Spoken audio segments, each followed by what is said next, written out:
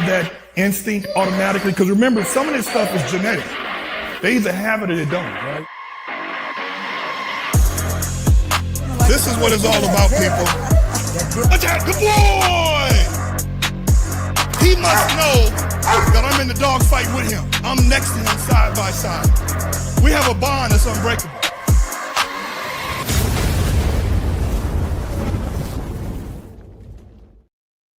Try it now.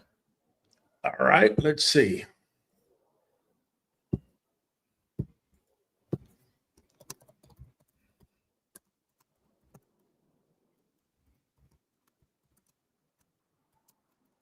Every time I do it, I gotta retype it. So let me just copy it. Nope, it keeps giving me schedule for later. Don't worry. I don't know why it's giving me it, but here you go. Check it out. Send it to you. There you go. It keeps telling me schedule for later. It doesn't let me put a little X in there. Damn. You can't even put a check mark in there, huh? It doesn't let me. Are we live right now? Yeah. Okay, hold on. Hold on. Let me see if saving the changes it goes through. All right, and let me save the changes, and it's giving me 2 check marks. So we're up. We're up. Yeah. Let me check here. How does this? Yeah, people are coming in. How does this right here look? Right here, your banners. I got your banners all tight. Is that good? We good? Yeah. Okay. Well, I usually wait until people come in. I get like maybe 40, 50. Let's just start talking, man. If they show up late, they missed it. They show up late. They show up late. They show up late. It is what it is, man. Right. So, hey, I want to appreciate you. Thank you, Raul, from QBN Kennels, for showing up and helping me. Every time you talk, I learn something. Even those short reels on TikTok, because you're killing it. And I'm always loving the fact that when you're doing those TikTok reels, your dogs are licking the shit out of your back of your ear. Yeah, man. Some people say, hey, man, are you putting peanut butter in the back of your ears? I'm like, man, if you only knew. These dogs will lick me no matter what, man. They go nuts. Right. I want to say thanks again for coming on. People, this is Raul from QBN Kennels. Every time he talks, I learn something new. And that's not often. When I do listen to somebody that I learn from, and I take whatever you say, I take it as gospel. So I appreciate you educating the masses. Man, appreciate that, man. No doubt. I got to give you flowers, man. You know, it is what it is. People, I brought Raul on here because I heard him talking on another show about this same situation. And unlike pits, there's going to be some known variations of how much this and how much that, because American Pit Bull, or whatever you want to call it, is going to have a mixture of dogs. Even when you're dealing with the Cane Corso, there's going to be some mixture of dogs there. I do believe that in order to get a purebred, you have to start with multiple different types of breeds, right? You do. In this case, a lot of my Doberman family members used to use a service called Vet Gen. Are you familiar with it? No. Yeah. Vet Gen was a company that used to send their samples off to UC Davis. I know UC Davis very well. And they used to send off, we could order. What's interesting, we could order like what particular test we wanted when it comes to a particular breed. If I want to test for DCM 1, 2, and 3, I check that box. I check for DM, which is called degenerative myopathy. I could check that box. If I want to check for VWD, which is called von Willebrand disease, I could check that box. But with thyroid, of course, it's blood work. But you have multitude of boxes. And based on how many boxes you choose is how much you're going to pay at the end of checkout. So it was very customizable is what you're saying. Correct. Okay. Yeah, Embark, I'll tell you what, man, I've been doing Embark now for like 6 years. We got over 70 dogs that have been Embark tested. With Embark is a one-shot deal. Yeah. It's all their markers, whatever they're covering, they're going to hit you with it. Some markers will come up on, for example, you know, I breed American Bullies. Some markers are going to come up on the American Bully. The American Bully is more of a composite breed. And I'm kind of glad that you brought me on, because I can show what a non-composite breed, meaning your breed, which is a breed that has been around a lot longer than ours. People are going to notice on the coefficient of inbreeding how yours is just completely through the roof compared to ours. And that's just normal happenstance as the breed becomes more and more pure throughout more and more time. I don't know if you're aware, but the American Bully's only been around for about 30 years. Dobies have been around, I mean, what was it? World War I, they were ready to go. Ready to go. Yeah. So, I mean, y'all have a minute or two way ahead of us. And you're going to notice a lot of it's kind of cool because I'm able to kind of show the differences between one and the other. Like you mentioned earlier, for the American Bully, who's a composite breed from Staffordshire Terriers, Pit Bull Terriers, and then later on down the line, Bulldogs and Mastiffs came in. We have more of a spectrum of colors that are allowed into our breed than, say, your breed. Now, you can correct me if I'm wrong, but as far as I know, any recollection I've got, I've only seen two main colors on Dobies, and that's black and brown, and obviously the tan points that have always been there.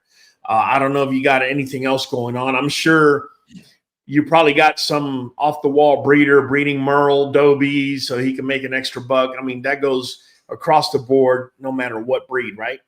But the standard, the recognized standard, whether it's AKC, you know, whatever your standards are, I'm pretty sure it's going to stick to the two main colors, brown and black, right? Correct. Okay. Okay, cool. Well, let me know when you're ready, man. I'm ready to jump in, and if you like, I can start showing the American Bully side of it, just real quick. I'll go through it, and then we'll dive into the Dobie side of it. All right? Okay. So let me share your screen. Let me share yours. Add to the stage, and go right here. Is that it? No, that one's yours. Okay. Let me take this off. Here we go. Oops. Yeah. There you go. There we go. That's good. So I purposefully chose this girl because she's tri-colored. You can see the three colorations on her. You can see she is lilac. This is what we refer to as lilac, which in reality is Isabella, but we're not going to get into all that. You can see her tan points, okay, all the way over here. And then obviously the white finishes off the third coloration. The other thing I want to bring your attention to is the koi. Her coefficient of inbreeding is 20%, which isn't the lowest or the highest in my breed. Is somewhere, I want to say, on the upper end of average. If I go into her summary, the very first place I like to go is health. And right here, we're looking at two things that are popping up. The first one is mast cell tumor. Now, this is the thing about Embark. If you do it long enough, new things are going to be popping up. This mast cell tumor started popping up about a year and a half ago, and it never came up before. So it was a new flag or a new marker that Embark was able to identify. It just turns out that all American Bullies, whether it was because of the Pit Bull, Staffy, Bulldog, or whatever else that was in them, I would say over 95% of American Bullies are coming back with this. I contacted Embark on this in particular, and they're saying, we don't know if it's a marker that is incomplete or not, meaning we don't know if this is going to affect your breed or not. We need several years to go by in order to be able to say yay or nay. The same could be true to something called CRD4, which is retinal detachment. It started coming up on my breed all the time, but people were breeding CRD4 dogs to other CRD4 dogs, and it's never taken off.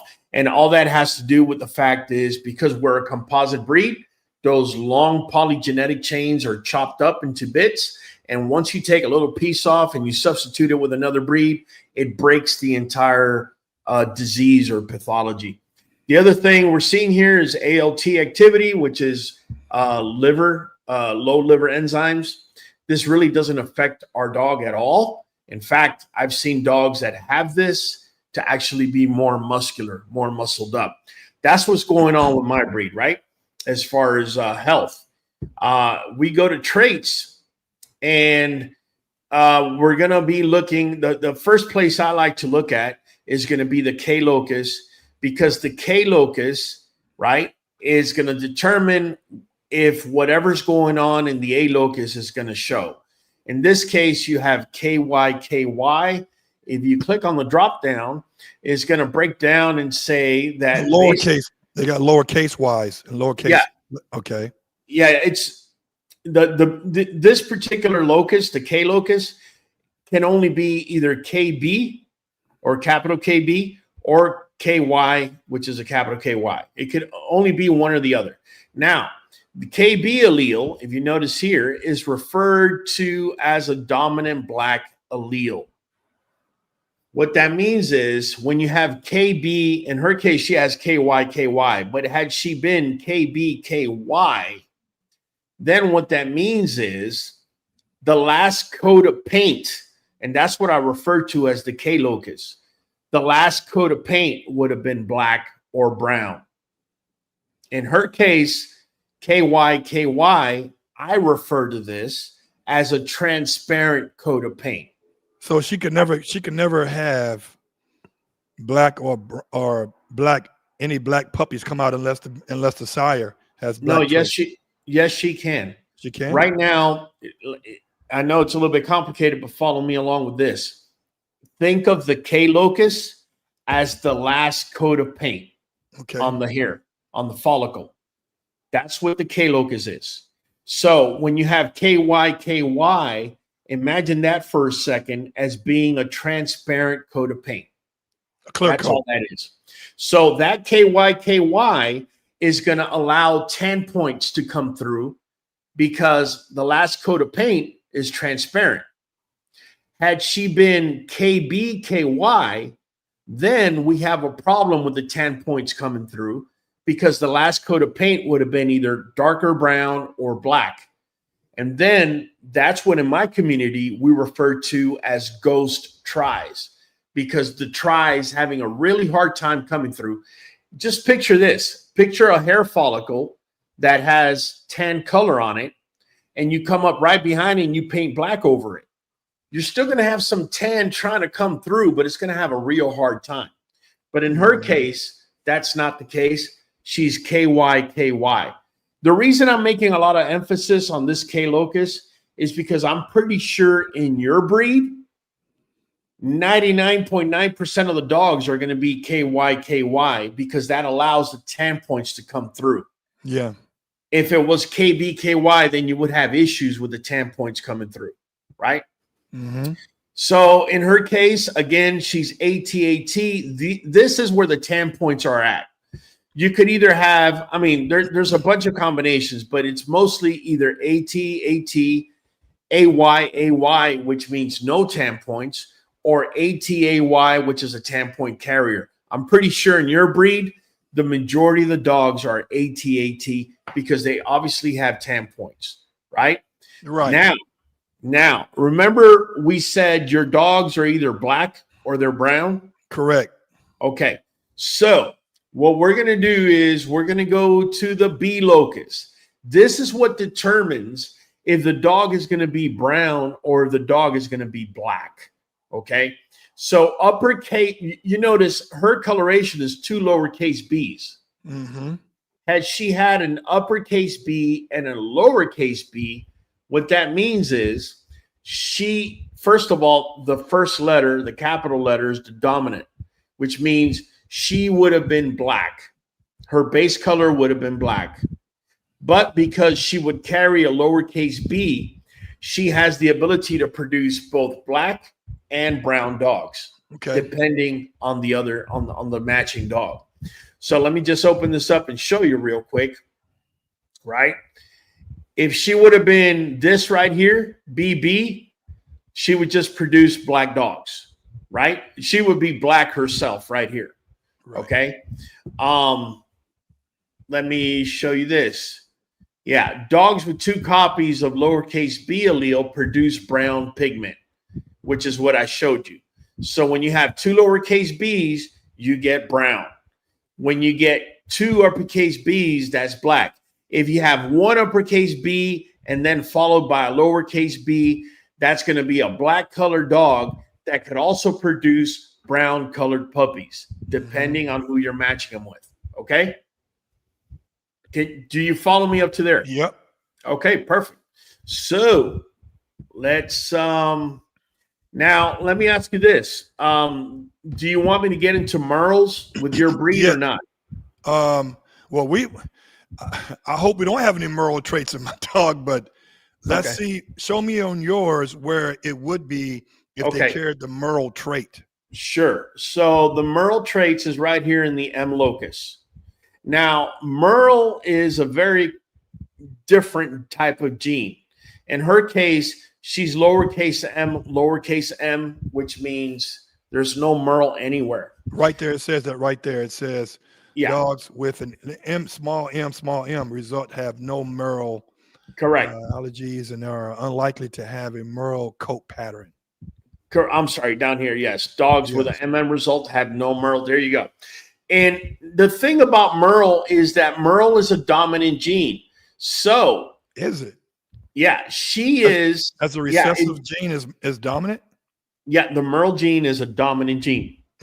So this is her up here. She's 2 lowercase m's. Had she had 1 capital letter M and a lowercase m, that's a Merle, period. The other issue you have, and it's what I talk to people about all the time, is when you're going to breed Merle to another Merle dog, right? And that would be this right here. That's, 2 capital M's.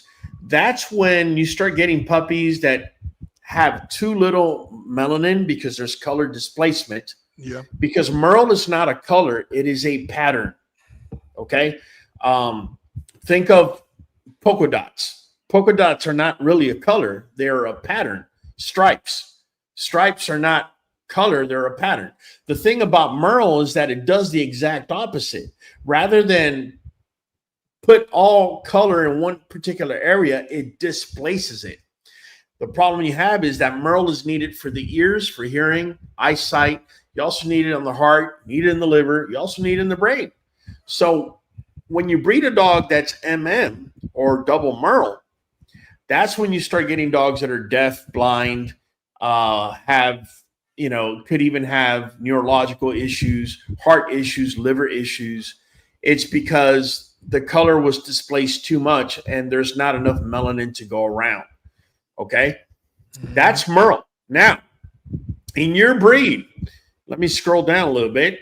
In your breed, when you go to muzzle size, okay, in my breed, we put an emphasis on a shorter muzzle. Doesn't necessarily have to be brachiocephalic. Doesn't have to be a pug. But we don't want a dog with a beak, right? We want a dog with a shorter muzzle, and we like for it to be square. That's where we put the majority of the emphasis in my breed. So if you notice on the muzzle size, she is AA, right? If you're going to notice the letter A, right? Dogs in many short-length muzzle brachiocephalic breeds, such as English Bulldog, Pug, and Pekingese, have 2 copies of derived A allele. So in her case, she doesn't have it to the point where she's brachiocephalic or anything like that, but she's not going to have a longer muzzle because she has 2 copies of a shorter muzzle, which is the double A we have here. I am pretty sure, I haven't looked, but I'm pretty sure that your breed is going to walk around with 2 letter C's, because if you look, it says, let me read it. Dogs in medium length muzzle mesocephalic breeds like Staffordshire Terriers and Labradors And long muzzle dolly-cephalic breeds like Whippet and Collie have one or more, commonly two copies of the ancestral C allele. Okay, so if you happen to have a Dobie that's got a shorter muzzle and say you want to lengthen it, you want to make sure instead of having a dog that has AA or AC, you want to make sure you're seeing two letter C's together, because that's what's going to give your dog the longer muzzle. That's Okay? interesting you say that, because I have a Roddy and we can pull up his stuff too after the Dobie. Sure. And some Roddies now have the and they're breeding for this with this bloodline called Timid Tor, where the muzzle is very short. It has a underbite, and they look they have a very distinctive look. Okay. Right? My Roddy has a head to nose ratio that is part of the breed standard, that when we went for his ZTP, they use a plastic apparatus to measure the depth and the length from the head to the nose, right? It has to be a certain minimum length. Correct. But, that'd be dope. So you can proceed. Sure. Yeah, we'll definitely dive into that, man. That's no issue. The last thing I want to show that's pertinent to your breed is going to be body size, right? Mm-hmm. So my girl Sunshine, she is a pocket. I don't know if in your breed there's classes. I really doubt it. I think the American Bully's one of the few breeds out there that actually has different classes. The pocket class turns out to be the smallest class within the American Bully. It gives a weight projection of 58 pounds. I will say that Embark hasn't gotten this completely right yet. I usually notice a difference between 20 to 25% that it's under. So if we follow that logic that I'm saying, Sunshine then has the potential of being 12 pounds heavier than what these 58 pounds they're putting on here. So she's potentially being looked at being anywhere around 70 pounds. A pound over or under really is not going to make much of a difference. Okay. Her body size, however, and this is one of the most important things I look at, you're going to notice there's other body sizes, right? You have this location, GHR P177L, GHR E191K. You have STC2. You have those, and you have obviously the IGFR1. But the main one, I want to say 95% of everything that's running is going to be running through the IGF-1 pathway. Mm-hmm. This is very important. So in her case, she has, in this particular allele, you could either have a letter N for large or larger, or a letter I for smaller. She has two letter I's. This keeps her height lower, right? It keeps her from having long extremities because of this particular pathway here. I am sure that in your breed, Dobermans, I'm not too sure about Rotties, but I'm pretty sure with Dobies, they're going to be double N. And this is mostly because they have longer limbs, right? You guys don't have, you don't have 14-inch, well, maybe miniature pinchers, maybe, but you don't have a full-grown Dobie walking around, 14 and a half inches at withers. In order to have that, you would probably need these two double I's, right? So that's it for me, man. I'm ready to jump in and check out. This is going to be exciting. Now, people, this is what one of we'll do Titus's and then quickly do Brutus the Rottweiler. But I wanted to show mine because I'm a little bit confused as well. But let me get here. Is that mine? Yeah. Yeah, that's your boy Titus right there. Can you see it? Is it? Yeah, I see it. If you could scroll all the way up. Mm-hmm. Yeah, there you go. Now let's go to health. If you can click on his health. This. Okay. So go ahead and click on von Willebrand disease, which is what's coming right up. Here. Yes, sir. Scroll up slightly. Right there. So the fact that it says that he's an increased risk, it means he's a carrier. Correct. Yeah, he's a carrier of this Von Von Woolen Woolen brand. Yeah. yeah, which is a form of what is it? Not a blood disorder. It's not. It is the dog has trouble clotting. Yes. Basically, that's what it comes down to. So this is He carries the gene because there's three different types. A Doberman can be a Von Willebrand clear. Yes. He'll never turn into affected or carrier.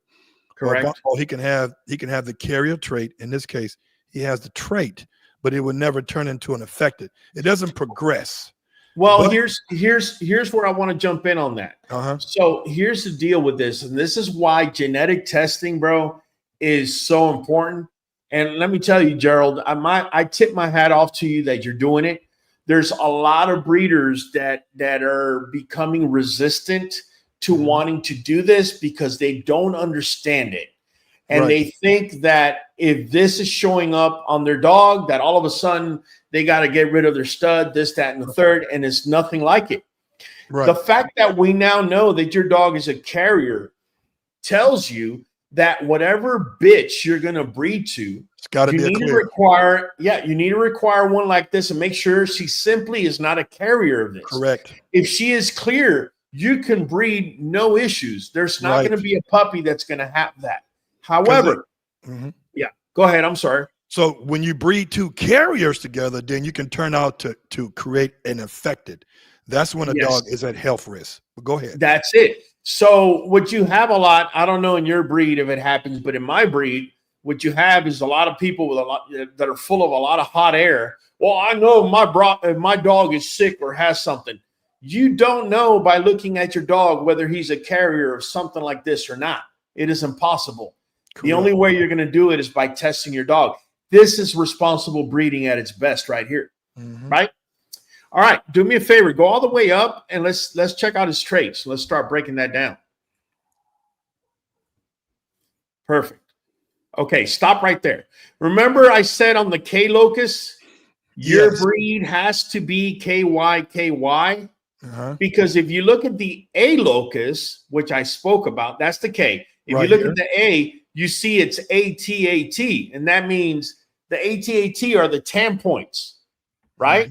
So look, it even says it there. It says RKYKY at the K locus. So if you read, it'll explain that when you have KYKY, you get a last transparent coat of paint over the 10 points, allowing the 10 points to show. Okay, that's what that means right there. So my thoughts were completely right, and on your Roddy, you're probably going to have exactly the same thing: KYKY ATAT in order for the 10 points to show. Right? Go ahead and close that A locus. Yeah. Let's see. Let's go down to your B locus. So just looking at your B locus, I can tell your dog Titus, he's a black dog. Yes, he's a black dog. Okay, well, I've never seen Titan in my life, by the way, guys. But the reason I know he's black is because his owner's black. Yeah, the owner is black, and therefore, no, just kidding. If you look at the letters on the B locus, you're going to see a capital letter B next to a lowercase b. What that means is that first capital letter is the dominant gene that he has, and that capital B is black. Therefore, the dog is black colored. Yeah. Now, if you look at the small or the lowercase letter b next to it, to the right of it, he can kick out browns. He can kick out brown. Correct. It all depends. He's not dominant black, but if he was two capital B's, he's a dominant black then, right? That's it. Then you would really have a hard time producing brown dogs. You would need to go to a female with two lowercase b's, yes, right, in order to even have a shot at it. But if you line him up with a female that is just like him with an uppercase B and lowercase b, you're running a 50-50 shot of browns, having blacks and having browns. And that's exactly what happened when I bred to Lauderdale Kennels with this imported black and tan female that we imported. They had 13 puppies, 9 males and 4 females, and one female was brown. let me show you the Punnett square and how we're going to break that down so we can all be on the same page. So this is your boy Titus, right?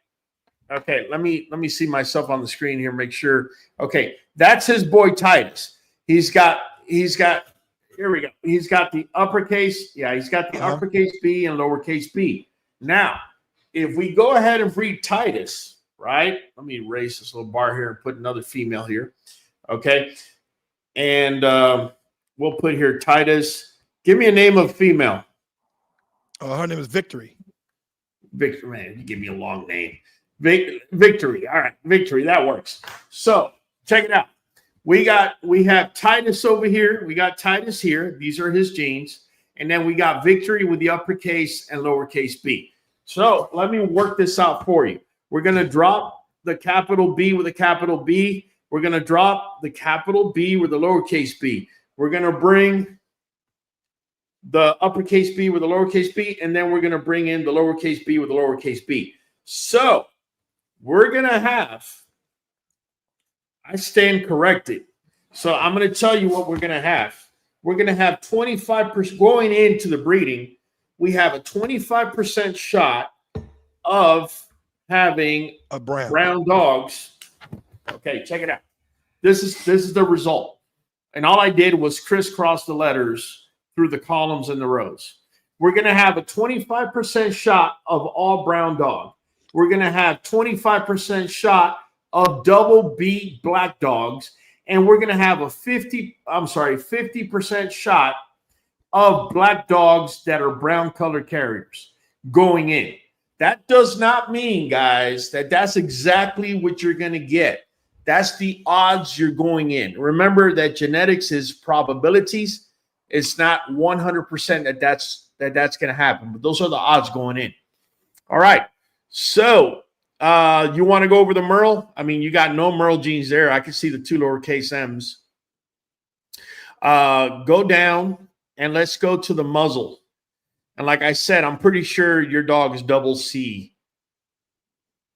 Keep going, and it's right there. Stop. Likely long or short muzzle. There it is. There it is. There's your double C. So if you have a shorter muzzle Dobie, and you want to go to longer, you want no letter A's on that particular locus, that BMP3. You want that to be CC. Now, let's go ahead and let's look at body size. Go ahead and scroll up. I'm sorry, scroll down. My bad. I always get the two confused. Yeah. Okay, slightly up a little bit. No. The other way, just slightly. Bring in the 86 in so we can see it good. There you go. All right, so 86 pounds. Remember, we're going to be off 20 to 25%. How old is your boy right now? 19 months. How much is he weighing? By 88, almost 90, yeah. Okay, so this is about right because your dog's going to reach adulthood more likely between 2.5 and 3 years. Correct. And if what I say between 20 and 25%, you're looking at roughly 17 more pounds from that point. So we're looking at a 103-pound adult dog. That's the real projection. Okay. If you're off by a pound or two, no big deal. Right. So, and if you look at the IGF-1, like I told you guys, that's 95% of it. He is double N. Large. Remember, my girl was II for small, and she's a short statured dog. This is double N. This is what's giving you the longer stature or the longer bones right here. All right. So that's pretty much it, man. I don't know if there's anything else in particular you want me to go over. Yes. We want to look at show me the coefficient. We talked about that again. Yes, I'm sorry. I can't believe I missed that. So if you recall, my female, her coefficient of inbreeding is 20%. On your dog, his coefficient of inbreeding is 51%, which in my breed, I don't want to say is unheard of because I'm sure somebody out there's got to have a dog like that. But that's very, very tight. And what has happened is Dobies have been around since World War I, right? Over 100 years. And with time, that coefficient of inbreeding has become stronger and stronger. So coefficient of inbreeding, the higher you have it, the stronger your dog's blood is. That's Depending in on dog terms. and it's all based on what the breeder is trying to breed for. Correct. Yeah. But if you're looking at prepotency, for example, so Gerald, let's say your dog was the world champion, top of the line, big dog at whatever it is that you're doing, whether you're showing him in the ring or you're having him work, do Schutzhund, whatever you do. He's the #1 dog in the world.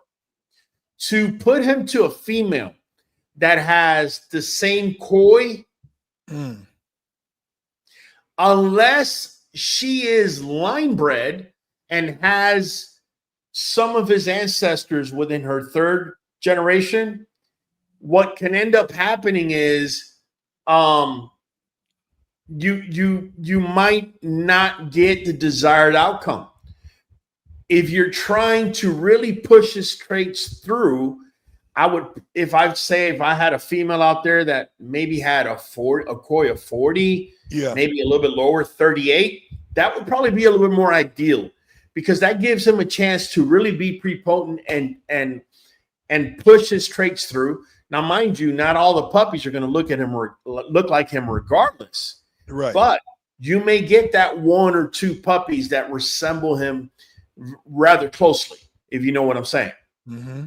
Yeah. All right. So I'm going to show you something that I was researching in Locus D. So let's get back to it. So help me understand this. When I go to where all the locus, it was on the printout. Go up. Yeah. Keep going up. Keep going. There you go. You're looking for D locus. That's dilution. Locus. Yes. So right here, it says not likely to be.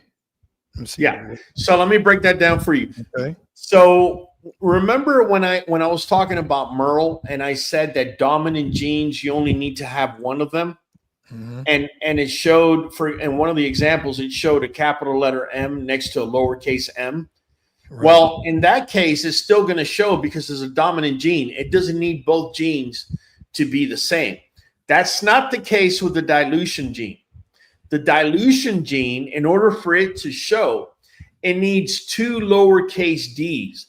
And the reason the letter has to be lowercase is because it shows that it's not a dominant gene, it's a recessive gene, meaning both parents have to have lowercase letter d's in order to show. So let me give you an example. What would happen to your dog Titus if he had 2 lower letter d's?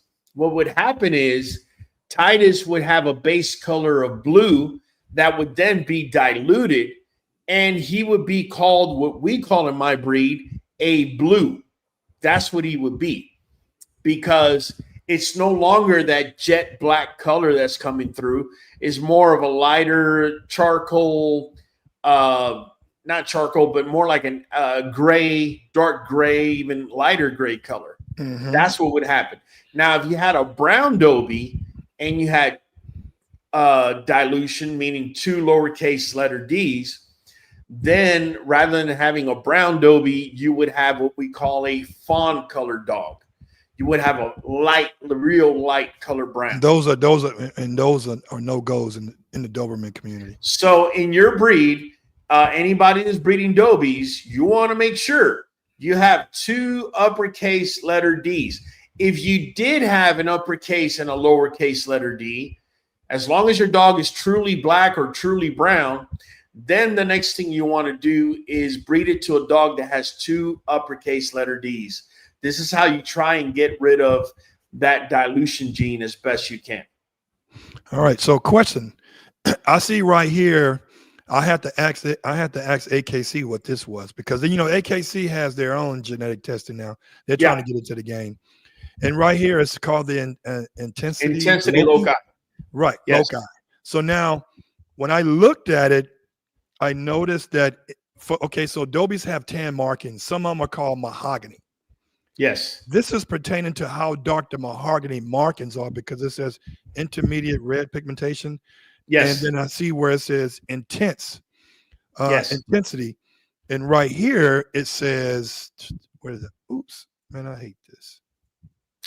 No worries, man. So right now, my test results would be,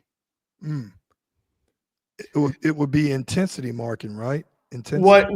Well, if you can, it says any light hair, likely yellow or tan, intermediate red pigmentation. So that's your result, intermediate red pigmentation. So your dog's pigmentation is not going to be that real hot red intensity. I've actually seen some Dobies that actually have that, now that you bring it up. Yeah. But yours is just intermediate. It's not full blown. Right. And then this is the big one here. Locus S. I've noticed, I saw this on even my Rotties and Yes, 6 that's other for dogs. white. Yeah. And Yes, down here. Oh, you missed it. You had there it is. right here it says likely to have little to no white, and so it's not specific.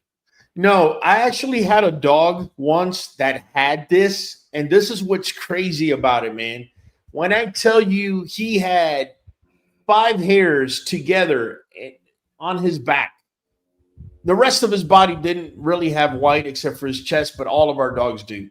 But as far as the solid coat, this right here, for some reason, he had 5 little white hairs, no more than that, in that one little spot, like a little speck of white. That was it. Yeah.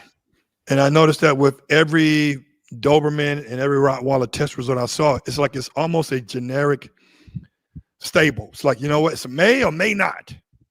You know, it's never definitive. It's not definitive. Yeah, I'm pretty sure that if they did have the white spot, that's a disqualification for your breed. Yes. Yeah, because I've never seen Dobies walking around with a white spot on their ass. Those I just haven't seen that. Yeah. And then I want to get into, so here's what we was talking about. Remember how Embark can start throwing in shit all the time now? Like, okay, Yes. well, so for yours, that one trait was talking about something. Oh, you're talking about the ALT, the liver enzymes? Yes. So Yeah, watch this. I'm going to show you a summary. Where's the summary of it, of health? If you go, his breed relevant. Here we go. yes, it shows clear. Yeah, but there was something else that pops up where it has this copper. I'm like, yeah, copper toxicosis. Shit? Yeah, what copper toxicosis accumulating. Actually, it's really important. Here's the deal. Obviously, your breed doesn't have it. Your dog is clear, thank God. It is popping up with American bullies. And again, it's a new marker that they found. We don't know yet if it affects our breed. With that being said, believe it or not, there's certain foods that are high in copper. I can't think of off the top of my head right now. If you give me a second, I'll look it up. High copper foods for dogs. So if you have a dog that actually has that, here's a couple of things: eggs, liver, seafood,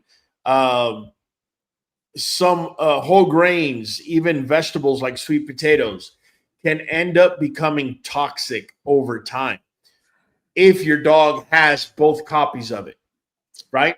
In your case, you don't have to worry about it. Yeah. Let me see here. It was popping up on the other few of the dogs.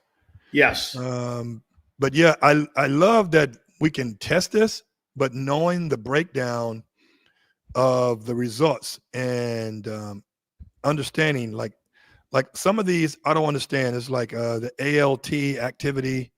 The ALT activity, I'll bring it down for you. The ALT activity it's the liver enzymes. And what it says is that your dog actually has his or her normal is low. So let me break it down on my little chart here, and you'll see what I mean. Yeah, I'll break it down here in the chart, make it a lot easier. So if a dog has low ALT, and let's just throw a number. Let's say there's a range of low 1 through 20, right? Mm-hmm. So 1 down here, 20 up there. This dog's activity is typical activity is at a 5. So Mm-hmm. let me show you. So when low ALT means, all right, we have a range from 1 to 20, and the dog's activity or liver enzymes are at a 5. This doesn't affect the dog in any way. It just means that 5 is his or her standing normal. Why is that important? Because maybe all dogs standing normal is a 10. Okay, maybe the majority of dogs, their standing normal is 10. But this dog, her standing normal is 5, which means if your vet has to give your dog a particular type of medication, and it turns out that her numbers come back as 10, 10 is normal for most dogs, but for that particular dog, 10 is high. Her normal is 5. That's all that means. And it's usually for vets more than anything else. It's not going to affect the dog's life or anything like that. And what I have found with my breed is that dogs that have 2 copies of low ALT, for some reason, have ridiculous muscular they show ridiculous muscularization, if I could call it that. It is, and I want to be perfectly clear and understand this. The test results that we get from Embark are based on a collection of data from other dogs. Is it not definitive? Yes. Here's the thing: the collection of any company, or better yet, any entity, because some could be universities that do genetic testing, what they have is a collection of information from whatever group of animals they gathered that information from. So let me give you an example. Embark's database is not going to be the exact database that UC Davis has or that Wisdom Panel has. So you will have some discrepancies when you go to one and the other, because not only do they have a different set of database, they may have different testing techniques and systems in place. Some may use something that's more specific for certain things, certain amino acids, certain things, and others not. Okay. And that's not to diminish how specific or how precise their results are. It's just you're working with a different database and different testing. Okay. Essentially. So, say, for example, the IGF-1 on Embark, you have NN 86 pounds for your dog. If you did Wisdom Panel and say they did the same projection, it might not come back as 86 pounds. It might come back as 92 pounds. I don't know. I'm just throwing an example out there.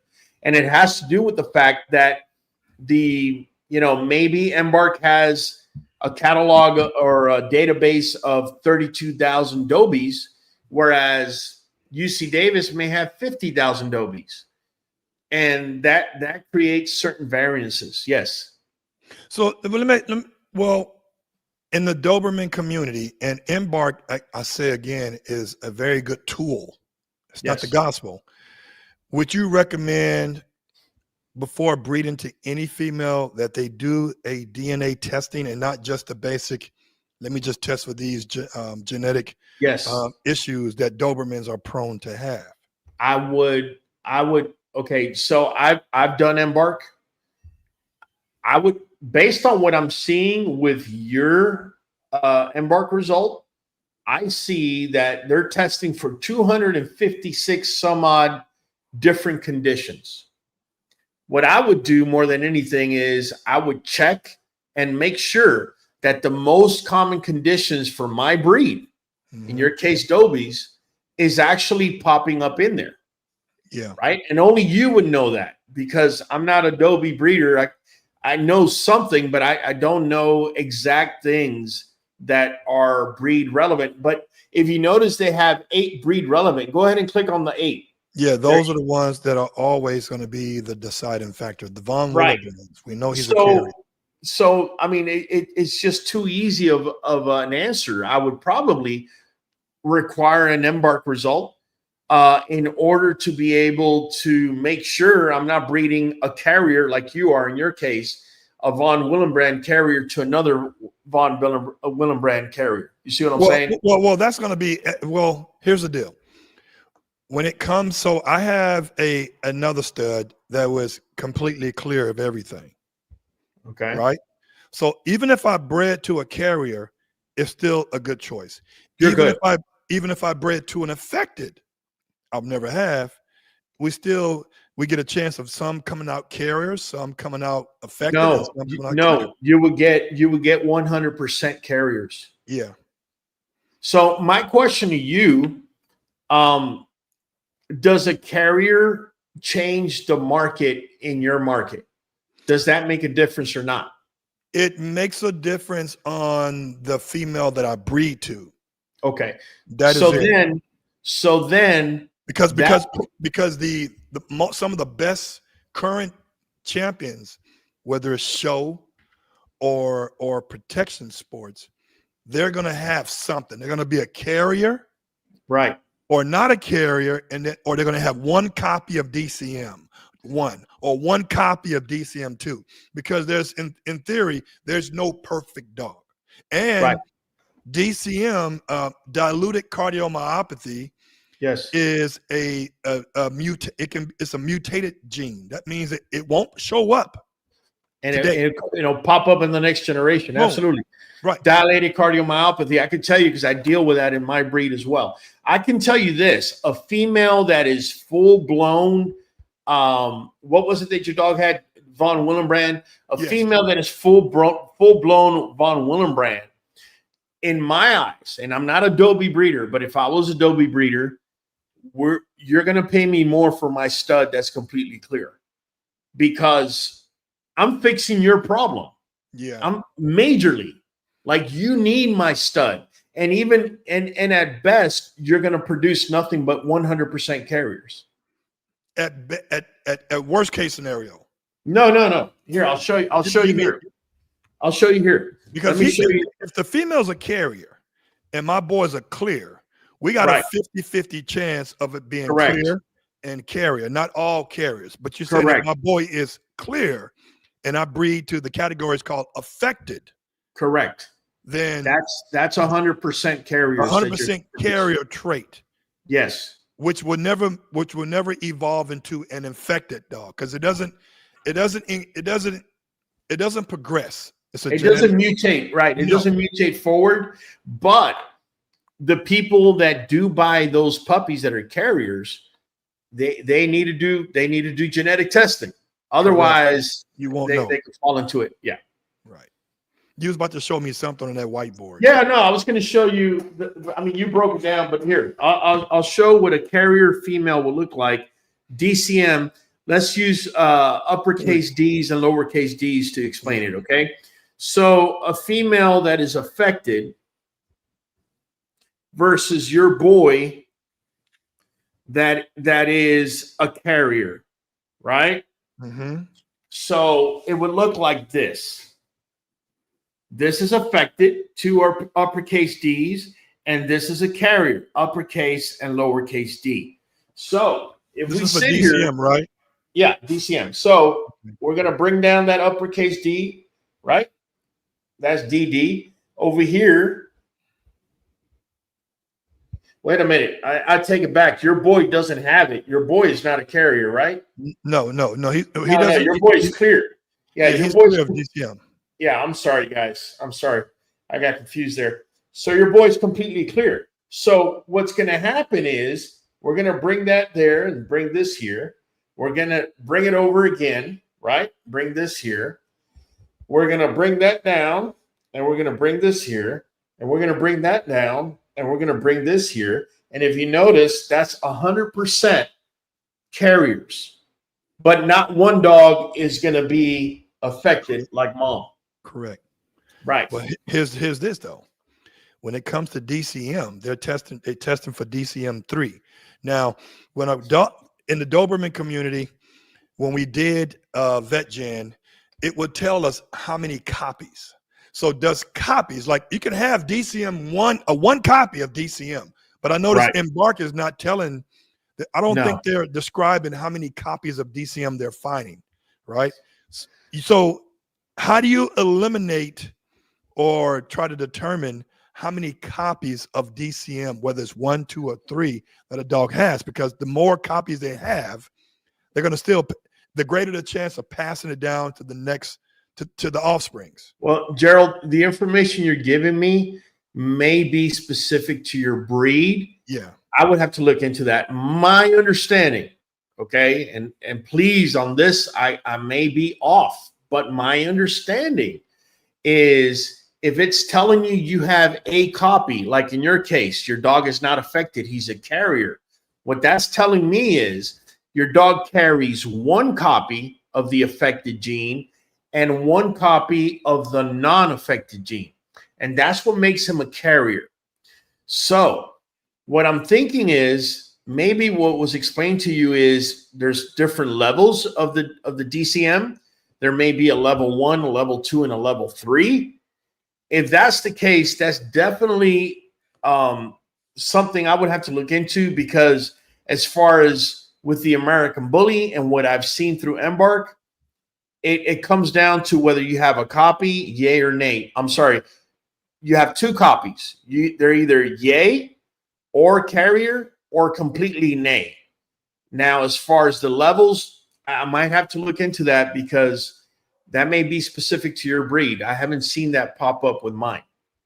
Now, with that being said, any type of heart issue that your dog may show, right, can be staged. You know, like you said, dilated cardiomyopathy stage 1. In our case, for example, you could have a dog that has heart murmur, and it goes up to 4 stages. Typically, they allow you to breed all the way up to stage 2. The reason they don't allow you to breed at stage 3 and stage 4 is because when you have a heart murmur, what's happening is a lot of time the valves are regurgitating. And so when you put a dog under anesthesia, that's when you can start running into a world of hurt, because instead of the blood being oxygenated like it should, it regurgitates back to the previous ventricle. Internal bleeding. And rather than being oxygenated, it goes into, it basically stays there circulating as non-oxygenated blood. And that's the reason why. That's why when people are breeding affected dogs for VWD, they're very careful of surgery, because there's a plausibility of internal bleeding. Yes. Oh, for sure. Also, you got to be very careful when you have a dog with von Willebrand. For example, I do a lot of nutritional stuff on, how to feed your dog. We feed a lot of raw. We also use a lot of turmeric with our dogs. What's the benefits of that? Turmeric? Yeah. Turmeric is an antibacterial, antifungal. It's also anti-inflammatory, but it is there that it can affect a dog that would be fully affected with von Willebrand, because in its anti-inflammatory effect, it can also have an anti-clotting effect. So it may delay the clotting time. If you have a dog that has von Willebrand, you don't want to give him this. You may end up causing an issue. In fact, I try not to give my dogs too much green leafy vegetables like spinach, for example. Spinach has oxalates in it, but because it's dark green, it brings a lot of vitamin K. Vitamin K helps with clotting. We don't want to overdo that with our dogs, because our dogs don't have any type of bleeding issue whatsoever. A dog with von Willebrand, I would think that you want to give them the green leafy, but please, guys, don't take my word for it. Make sure to consult your vet. But I'm pretty certain that if I had one, more likely than not, the result would be go ahead and feed the green leafy because it's high in vitamin K, which would counter the being able to bleed out easily, is what I'm trying to get at. So that this is why there's a lot of things that are breed specific, Right. and it is important to do research. And I keep telling people, say for example, I feed my dogs raw garlic, and every time I do, oh my God, the world's coming to an end. It's typically the people that react that way are typically the people that punch it in to Google, and the first thing Google spits out is the first thing they go running, telling the world and wagging fingers and all this and that. But in reality, when you do a little bit of research, you realize that when they did the research of garlic in Japan on dogs, they were feeding dogs the equivalent of 14 garlic cloves. Bro, I don't know about you, but if I ate 14 garlic cloves, by the time I was done, you're probably going to have to run me to the ER. It's way too much. You see what I'm saying? Mm-hmm. Whereas I feed an entire clove per 100 pounds of dog, which is actually below the recommended dosage. And my dogs are doing great with it. It's an antibacterial, antiviral, antifungal, antiparasitic. Fleas and ticks don't like it. I mean, there's so much good benefits out of it. Mm-hmm. But it comes down to the individual. How much do you want to scratch the surface and go off of the first thing Google says? Right. Or do you want to go a little bit lower and really find out what's going on? Right? That's true. Well, I'll tell you what, Raul, I really appreciate you coming on to chat with me about this. I've learned a lot. Now I'm going to start collaborating with other breeders who are potential clients of mine. Good deal. And say, hey, because now we only use an Embark right now anyway, but Embark and like AKC also has the same type of testing because they want to get a part of that money game. Sure. But I'm going to start breaking that down because those are some things that I want to know about all the different locus, the uppercase alphabets, the lowercase alphabets. And if you look at Embark, it's actually breaking it down. When you click on the arrow button, it gives you a description on what the symbols mean in regards to if it was an uppercase and lowercase. One other thing I want to throw at you, and I don't know about your breed. I'm just going to throw this out to you. You let me get back to me. Let me know whenever. One of the ways I can tell in my breed if a dog is KYKY or KBKB or KBKY is by the color of the nose. You have a dog with a black nose, that's KB, automatic. You have a dog with a brown nose, that's KY, automatic. So let me know. You might have a brown Dobie running around with a black nose or vice versa. God. A black Dobie with a brown nose, and then he can produce brown dogs. Let me know on your end once you figure that out. Again, people, if you guys want to follow Raul, he is also on YouTube, where I really found him before. And you go to YouTube at QBN Kennels. And then if you want to check him out on Instagram, guess what? It's QBN Kennels. And the one thing he's really killing at now is TikTok. And again, you can find him at QB Kennels on TikTok. And I want to say, people, always